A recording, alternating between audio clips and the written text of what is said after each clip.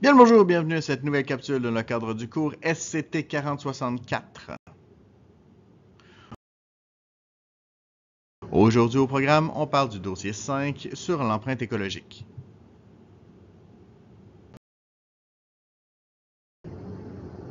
Donc en fait, commençons par définir ce qu'est l'empreinte écologique.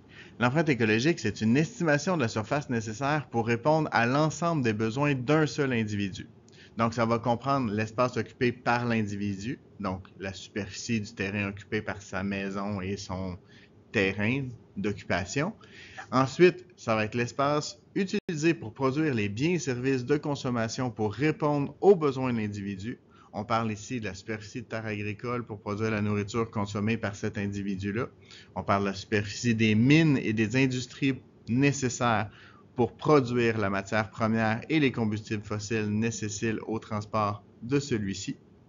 On parle de la superficie des industries manufacturières qui transforment la matière première en biens de consommation, de la superficie du terrain commercial où sera acheté les biens de consommation et de la superficie des terrains nécessaires pour les autres services offerts à la population. On parle évidemment de tout ce qui est pompiers, policiers, justice, écoles, hôpitaux et compagnie.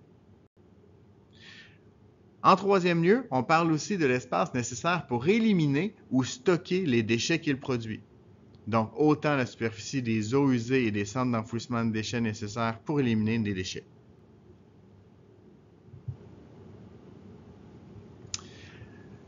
Donc, si on prend tout ça en une seule formule, on va dire que l'empreinte écologique d'une population, c'est la terre et l'eau occupées par la population, plus la terre et l'eau occupées pour produire les biens et services, plus la terre et l'eau utilisées pour éliminer les déchets. Tout ça divisé par la taille de la dite population. Avec ce calcul, ça nous permet de savoir que présentement, avec les besoins de l'humanité actuelle, on aurait besoin de plus qu'une planète Terre pour pouvoir satisfaire à nos besoins. Ce qui veut dire qu'au niveau des solutions à notre problème, eh bien, éventuellement, il va falloir penser à commencer à réduire nos besoins. C'est ce qui met fin à cette capsule. J'espère qu'elle vous a plu. Vous êtes maintenant les experts. À vous de surpasser le maître.